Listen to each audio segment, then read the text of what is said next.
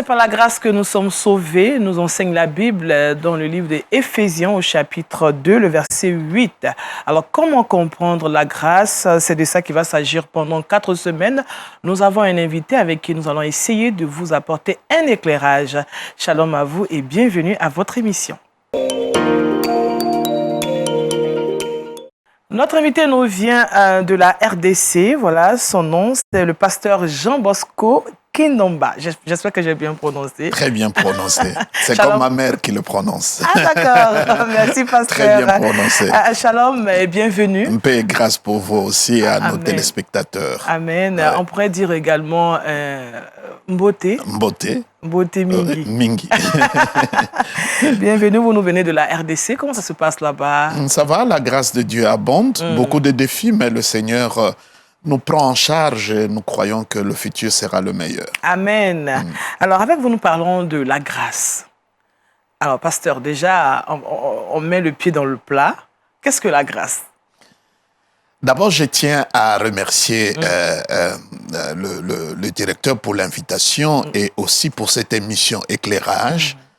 Parce que ce que vous avez vous rendre compte que dans la vie chrétienne, tous les domaines dans lesquels vous n'avez pas assez de lumière, c'est le domaine dans lequel vous allez échouer. Dans tous les domaines. C'est ça. Et avoir une émission ici qui éclaire, qui porte la lucidité, la lumière, je crois que nous pouvons que le soutenir et vous bénir pour ce travail énorme que vous faites avec professionnalisme. Amen. Vraiment que Dieu vous bénisse. C'est du très fond de mon cœur que je l'ai dit. Amen. Bon, c'est vrai que beaucoup de gens me posent la question sur la grâce. Mais déjà, lorsqu'on cherche à définir la grâce, c'est pas une doctrine. La grâce, c'est pas juste un sujet de la Bible. La grâce, ce n'est pas un enseignement. La grâce, ce n'est pas juste l'appendice de la Bible. La grâce n'est pas une roue de secours de la Bible. La grâce, c'est une personne. Une personne. C'est la personne du Christ. Amen. C'est comme ça, je suis parfois étonné quand les gens essaient de combattre la grâce. Je comprends que leurs difficultés, ils ne comprennent pas que la grâce est un autre nom de Jésus-Christ. Amen. Parce que quand vous parlez Jésus, vous parlez grâce, c'est la même chose. Alors, comment dire qu'on essaie de combattre la grâce? Comment ça se présente? Oui, c'est simplement parce que l'Église aujourd'hui est en train, n'est-ce pas, de naviguer entre les deux alliances. Cela veut dire un pied sur le mont de Sinaï, un autre sur Golgotha. C'est ça. Vous allez comprendre le jour que Jésus-Christ sera sur la montagne de la transfiguration. La Bible dit à Paris, de part et d'autre, Moïse et le prophète Élie. Alors, Pierre a fait une erreur de le mettre tous sur le même piédestal. Il dit, je propose de construire 3 tentes, n'est-ce pas, pour chacun d'entre vous.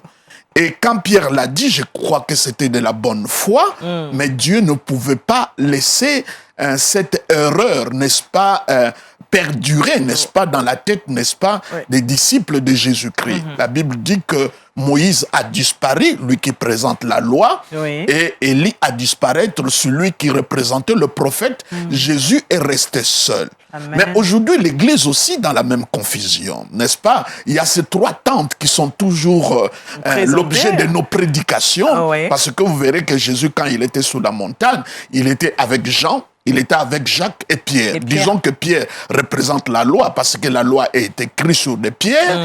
Le nom de Jacques veut dire remplacer et Jean veut dire la grâce. Ça veut dire lorsque Élie et Moïse ont disparu, ça veut dire la loi a été remplacée par la grâce. Donc, c'est ce que nous devons comprendre.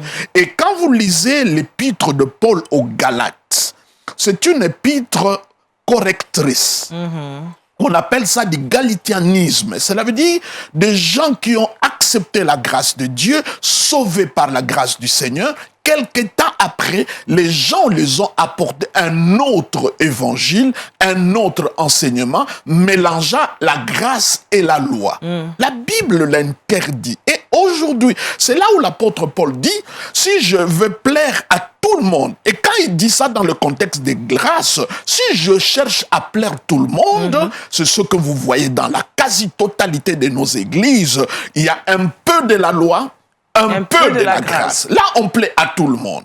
Mais lorsque vous prenez l'option de mettre le deux pieds sur Golgotha, pas dandiner entre Sinaï et Golgotha, donc vous venez dans le christocentrisme, Jésus est le centre de tout. Parce que beaucoup de gens le lisent. La Bible dit que Jésus-Christ a mis fin à la loi. Oui. La Bible dit que Jésus-Christ n'est pas venu abolir, mais il a accompli. Ce qui est accompli est accompli. Oui. Il n'y a plus rien à faire. Oui. Donc, c'est ça la difficulté aujourd'hui. Et des gens combattent la grâce, ils chantent grâce, ils prêchent grâce, et lorsque ils rendent témoignage, ils disent grâce à Dieu, mais quand vous leur apportez la révélation profonde de la grâce, là il dit non, ça pousse des gens aux licences au péché. C'est pas de ça qu'il s'agit, tout de suite on se rétracte. On se rétracte parce qu'ils ne comprennent pas, c'est des pseudo-grâces. On peut que le chanter, mais on n'y croit pas totalement. Mais ce que nous devons comprendre, la grâce est une personne. J'ai plus de centaines de versets qui parlent à la fois de Jésus, le même verset parle de la grâce. Nous sommes sauvés par la grâce, nous sommes sauvés par Jésus-Christ. Oui. Tout le monde est sauvé par Jésus-Christ, mais d'autres textes, au lieu d'utiliser Jésus, ils disent la grâce. Et nous sommes justifiés par Jésus, nous sommes aussi justifiés par la grâce. C'est la même chose. Mais justement, pasteur, quand nous regardons dans le Nouveau Testament, Jésus lui-même, quand il parle de lui, il ne se présente pas comme la grâce, il se présente comme étant le chemin, la vérité et la vie. Pourquoi il porte cet aspect? Ce qui a lieu de comprendre que Jésus, il ne faut pas christianiser Jésus-Christ. Jésus a vécu dans le contexte de l'ancienne alliance. Donc, ce que vous allez comprendre, la plus grande partie de l'évangile n'est pas la nouvelle alliance, n'est pas le Nouveau Testament. C'est comme ça que, parce que pour qu'un testament entre en vigueur, il faut que le testateur meure. Aussi longtemps que Jésus était vivant dans les évangiles, il était dans l'ancienne alliance. C'est comme ça, quand vous écoutez Jésus-Christ dans les évangiles, il faut faire très attention parce que dépendait de l'auditoire dans lequel il était en train de s'adresser. La Bible dit, Galates le dit clairement, que Jésus-Christ est né sous la loi, c'est clair. Oui, il est né sous la loi. Par une femme. Donc Jésus-Christ a vécu sous la loi. Vécu sous la loi. Donc ce que nous devons comprendre, et le texte favori qui m'a bouleversé, c'est lorsque Jean parle de ça. Il dit quelque chose de formidable. Qu'est-ce qu'il dit? Il dit, la loi a été donnée à Moïse. C'est une chose. C'est la distance. Ce n'est pas personnifié. La loi a été donnée à Moïse. Donc, je peux vous donner quelque chose. Vous êtes en France, aux États-Unis, je peux envoyer. Il y a la distance. C'est une chose. Mais quand il parle de la grâce, il dit la grâce est venue. La grâce est venue. La grâce n'est pas donnée. Il n'y a pas de barrière. C'est une personne. Une chose ne vient pas.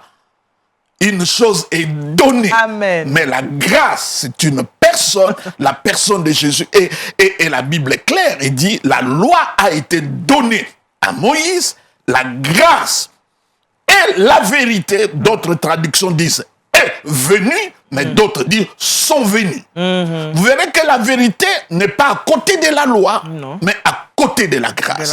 Ça veut dire... souvent quand nous bénissons le mariage, on dit c'est que Dieu a joint, que personne ne puisse les désunir.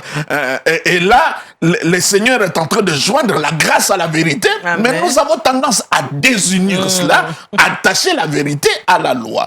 Donc la loi, c'est une chose, mais la grâce est une personne, la personne de Jésus. Et cela ne s'arrête pas là. C'est Jean qui rend ses témoignages. Il dit, et la parole s'est faite chair. Nous avons contemplé sa gloire. Et il dit quelque chose de fort. Quelle gloire quand Jésus-Christ marchait sur les routes de Jérusalem, quand Jésus partait partout. Il dit, nous avons contemplé sa gloire. Et qu'est-ce qu'il a vu? Plein de grâce. Plein de grâce. Donc, c'était la grâce ambulante. C'est la grâce avec deux pieds. C'est la grâce avec deux bras.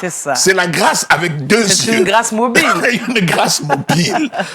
Nous l'avons contemplé. Contempler, ça veut dire regarder et observer attentivement attentivement tourné dans toutes les facettes, nous l'avons contemplé. Et ce que nous avons vu qui a fait la différence avec les autres prophètes, les autres prétendants, le seul, c'était parce que de la tête jusqu'aux pieds, c'était la grâce. Amen. Pleine de grâce. Oui. Et il n'arrête pas là. Il dit, et nous recevons de lui. Ça veut dire, quand tu t'approches de lui, ça c'est Jean qui rend témoignage. Il parle de l'incarnation. Il dit, et la parole s'est fait chair. Et il décrit cette parole qui s'est fait chair. Il dit, nous recevons de lui, de sa plénitude. Et quel est le nom qu'il donne à sa plénitude? Grâce sur grâce. Donc, quand les gens... Et c'est comme ça que vous verrez l'apôtre Paul dans toutes ses épîtres. Quel que soit l'épître. Je dis bien, quel que soit l'épître. Il commence par ceci. Que la grâce et la paix vous soient accordées.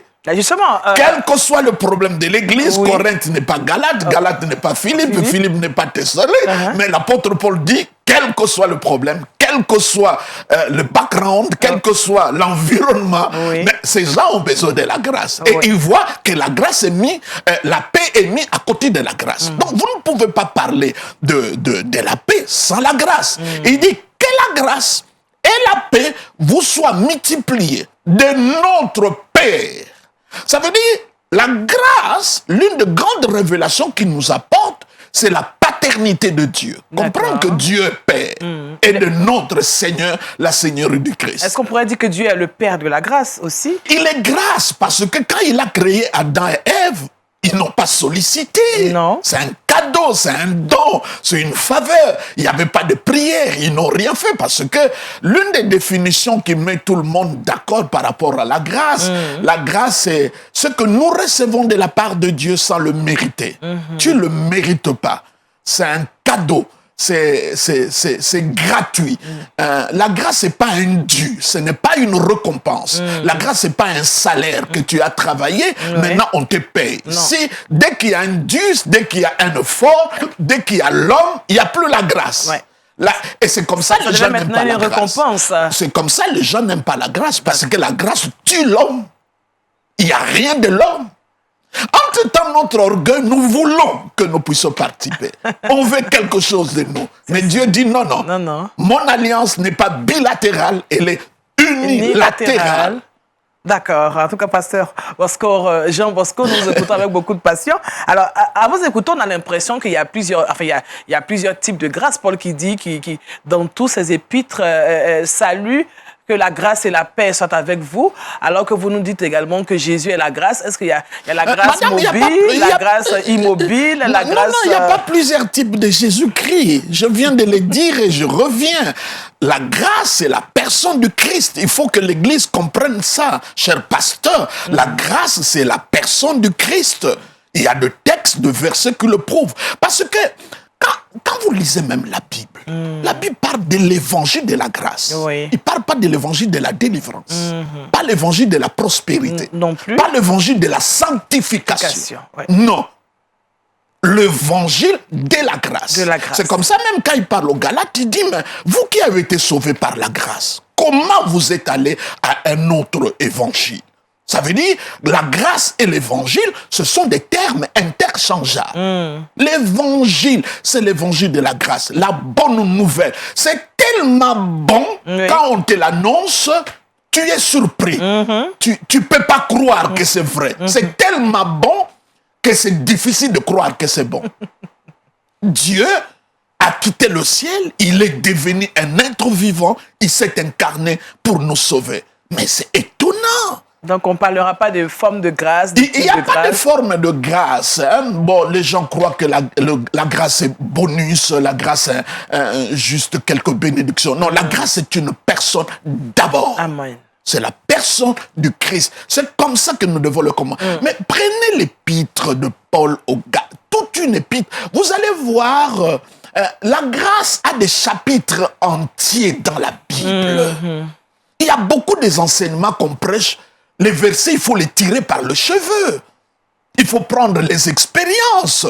Mais la grâce est là. Tu ne peux pas ouvrir une page de la Bible qui n'est pas là. Amen. Pour la première fois, le mot grâce a été utilisé. On appelle ça en théologie la loi de la première mention. La Bible dit quelque chose de très fort au temps de Noé. Que le cœur de l'homme était tellement tourné vers le mal. Chaque jour, l'homme était tourné à faire que du mal. Et Dieu a décidé d'exterminer la race humaine. Ça paraît méchant, mais ce n'est pas méchant. N'oubliez pas la promesse de Dieu dans Genèse 3, 15, que la postérité de la femme écrasera la tête du serpent. Ça veut dire la femme, généralement, n'a pas de sémence. La sémence, c'est toujours l'homme. Mais là, on parle d'une femme qui doit avoir la sémence. C'était déjà une prophétie sur la Vierge Marie. Donc, celle qui va accoucher, le sauveur qui écrasera la tête du serpent, ne sera pas en contact avec un homme. Ça doit être une vierge. Mais dans Genèse, on dit que le cœur de l'homme est tellement mauvais. Si Dieu n'a pas exterminé la terre à ce moment-là, qu'on arrive jusqu'au temps de la naissance de Jésus, on n'allait trouver aucune femme vierge. Ouais. Et la promesse allait être hypothéquée. Dieu extermine la race humaine tout entière. Mais la Bible dit Noé a trouvé grâce aux yeux de l'Éternel. Parce qu'on peut attribuer ça, il avait écouté la voix de Dieu, mais la Bible singularise. Il montre ce qui a fait que Noé soit sauvé et sa famille, c'est la grâce de Dieu. Il a trouvé grâce. Ça veut dire, même quand tu vis dans un monde chaotique comme l'a vécu Noé, la grâce de Dieu te suffit. La grâce de Dieu. Donc, la grâce de Dieu, c'est Jésus. L'évangile, c'est l'évangile de la grâce. Nous sommes sauvés par la grâce. Nous sommes sanctifiés par la grâce. La Bible dit Dieu lui-même nous sanctifie. Quand on dit lui-même, ça veut dire sans l'aide de qui que ce soit. Oui. Mais aujourd'hui, l'Église a changé la sanctification de position, la sanctification de condition. Les théologiens nous ont embrouillé là-dessus. Il dit Dieu lui-même va se charger. Parce que quand tu lis 1 Corinthiens 1:3, il dit il a fait du Christ notre sanctification. Donc même la sanctification, c'est une personne. La plupart des sanctifications qui sont prêchées maintenant, c'est vraiment le style des pharisiens. C'est l'apparence, c'est le comportement. Et hier, je l'ai dit à notre matinale qu'aujourd'hui, nous avons un christianisme de comportement au lieu que ça soit un christianisme de croyance. Et c'est le vrai problème aujourd'hui. En matière de comportement, il faut aller voir des bouddhistes. Il faut avoir le bouddhisme. Chacun a son comportement.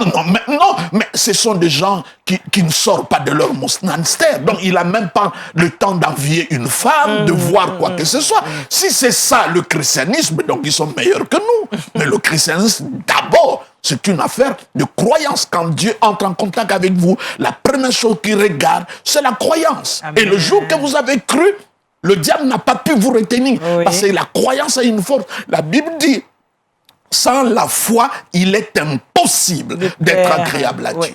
C'est ça. Ça veut dire le moyen le plus rapide d'être agréable à Dieu, c'est la foi. Et la foi ne peut que recevoir ce que la grâce a rendu disponible. Amen. Donc, vous ne pouvez pas. C'est comme ça la Bible dit, nous sommes sauvés par la grâce au moyen de la foi. Oui. Alors, à ce niveau, est-ce on peut faire la différence entre la miséricorde de Dieu, la grâce est différente de la miséricorde de Dieu, ou la faveur de Dieu? Oui, la grâce, c'est ce que Dieu te donne que tu ne mérites pas. La miséricorde, c'est que les châtiments que tu mérites, Dieu ne te les donne pas. D'accord. Vous voyez? Quand il est miséricordieux pour toi, à cause de tout ce que tu as fait de mauvais, tu mérites tel châtiment, mais Dieu te fait miséricorde, donc il ne te châtie pas à la mesure, n'est-ce pas, de ton péché ou de ton manquement. Ça, c'est la miséricorde. Mais la grâce, c'est quand Dieu te donne les choses pour lesquelles tu ne mérites pas. Qu'en est-il de la faveur? La faveur, c'est la grâce. Oui, quand ce sont des termes interchangeables, c'est une faveur, c'est un cadeau. C'est comme, je passe quelque part, il y a un concessionnaire, je vois une belle voiture, ça coûte 1 milliard de francs CFA, et même mon salaire est de 100 francs CFA. Et quelqu'un passe, il dit, moi je te l'achète ça. Ça, c'est une grâce. C'est une grâce. C'est une faveur. C'est une faveur. Ouais. Bien qu'on ne mérite pas, On ne mérite pas. On la reçoit. Tout ce que nous avons, nous ne méritons rien. Amen. Et le religieux ne veut pas entendre ça. C'est comme ça, vous verrez qu'aujourd'hui, la plupart des prédications que nous écoutons sont centrées sur l'homme. Or que l'évangile et le christianisme, ce n'est pas centré sur l'homme. Ça, c'est l'Ancien Testament. Tu ne feras pas, tu ne toucheras pas, tu feras. Mais quand tu veux dans la Nouvelle Alliance, je mettrai ma loi, je le pardonnerai. C'est le je qui remplace le tu. L'Église ne comprend pas ça. C'est comme ça que nous sommes... Un peu comme si le discours, on est resté encore dans le Pentateuque. Encore dans l'Ancienne Alliance. Sinon, pourquoi Christ est venu? Si on pouvait par la loi et les règlements et les principes devenir meilleurs, mais pourquoi Jésus-Christ est venu? Il est venu pour nous sauver. Mais parce qu'il y en avait déjà dans l'Ancien Testament. Amen. Les principes et les lois. Alors, comment se manifeste justement cette grâce divine? Comment le croyant peut vivre la grâce de Dieu, la grâce... C'est une question de foi et de prise de conscience et de conviction. N'est-ce pas? Je dois être convaincu que Christ habite en moi, ça veut dire la grâce habite en moi. C'est pas des spéculations, ce n'est pas des choses à provoquer, ce n'est pas des choses à chercher. Non. La grâce de Dieu, le jour que je le reçus, parce que la différence entre la grâce dans l'Ancienne Alliance et la Nouvelle Alliance, dans l'Ancienne Alliance, la grâce est tout à fait sélective. C'est pas tout le monde qui a la grâce. Dieu sélectionne quelques gens à qui, n'est-ce pas, il fait faveur. Mais dans la Nouvelle Alliance, la grâce est disponible pour tout le monde, mais la différence maintenant, c'est la foi. Elle est là. Mais si tu crois en Jésus, tu l'as. Si tu ne crois pas, tu passes à côté. Amen. Ça veut dire l'homme le plus criminel qui existe sur la terre a besoin de la grâce autant que moi je l'ai, autant que vous l'avez. Mais la différence, ça sera simplement, est-ce qu'il croit en Christ ou il ne croit pas en Christ. C'est comme ça que la grâce de Dieu se manifeste. Et la Bible, comme je l'ai dit, il dit, nous puisons en lui grâce dans sa plénitude, grâce sur grâce. Ça veut dire, quand tu vas vers Jésus-Christ, tout ce que tu vas recevoir, tu ne vas pas le recevoir en parcimonie. Tu le reçois dans la plénitude. Si c'est la paix en abondance. Mais maintenant, la différence, écoutez ce que la Bible dit. Il dit que la grâce et la paix vous soient multipliées. Vous voyez, vous posez la question de la manifestation par la connaissance du Christ. Par la connaissance du Christ. Qu'est-ce qui fait? Il y a une condition, la il y a condition, un chemin. C'est connaître Christ. C'est l'éclairage. C'est l'éclairage. Mais tu vas à l'église, on te parle des liens, on te parle de démons, on te parle de Satan, on te parle de l'envoûtement, on te parle du péché, on te parle d'ici. Ce n'est pas ça qui va augmenter la grâce. Il dit la grâce et la paix est multipliée par la connaissance du Christ. Cherchons à connaître Christ. Aujourd'hui, on a la Covid. Tout ce que les scientifiques font, c'est de trouver le vaccin. La recherche n'est plus sur la Covid. C'est ça. Ils ont compris. C'est quoi la Covid? Mais la solution. Et vous verrez ça à l'OMS, toutes les maladies qui ont déjà trouvé les solutions, on n'étudie plus ça. Rougeole, variole, tuberculose, ce sont des maladies qui ont tué dans les siècles avant. Maintenant qu'on a trouvé le vaccin, qu'on a trouvé le remède, on n'étudie plus ces maladies. C'est plus l'objet des recherches.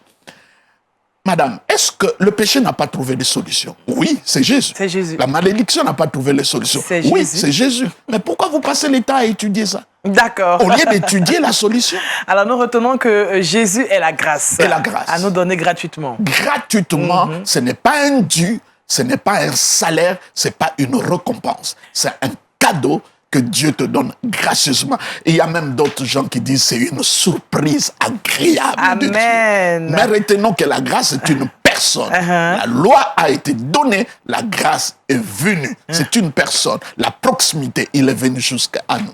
D'accord, nous recevons justement cette grâce. Merci, pasteur Jean Bosco. Nous sommes déjà au thème pour cette émission aujourd'hui. Nous sommes ensemble pour 4 semaines. Donc, déjà pour cette semaine, on va terminer maintenant. Merci beaucoup. Et puis, on se donne rendez-vous la semaine prochaine pour continuer à parler avec plaisir. De la grâce. Merci également à vous qui nous avez suivis. Que Dieu vous bénisse. Et comme on l'a dit, cherchons la grâce qui est Jésus. Et ainsi, nous serons sauvés. Au revoir.